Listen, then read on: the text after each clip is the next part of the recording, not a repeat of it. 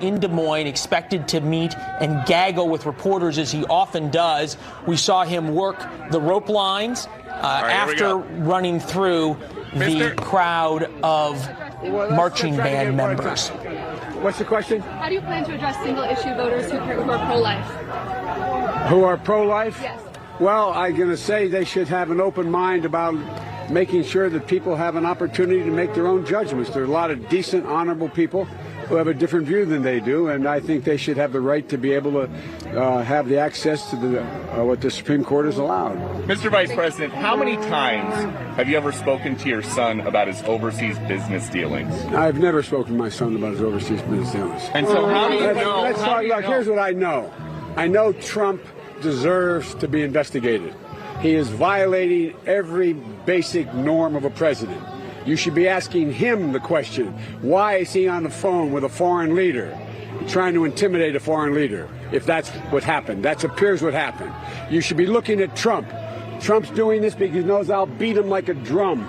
And he's using the abuse of power and every element of the presidency to try to do something to smear me. Everybody looked at this, and everybody's looked at it and said there's nothing there. Ask the right questions. Okay, but if you've never spoken to your son, Could he be impeached for this? Depending on what the House finds, he could be impeached, but I'm not making that judgment now. The House should investigate it. The House should investigate this. This appears to be an overwhelming abuse of power. To get on the phone with a foreign leader who is looking for help from the United States and ask about me and imply things, if that's what happened. That appears to be what happened. We know that's what Giuliani did.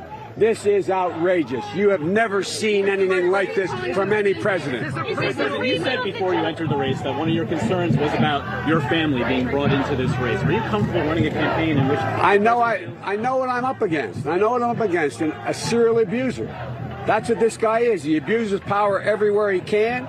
If he sees any threat to his staying in power, he'll do whatever he has to do. But this crosses the line. This crosses the line. I'm calling the president to release the transcript of the call.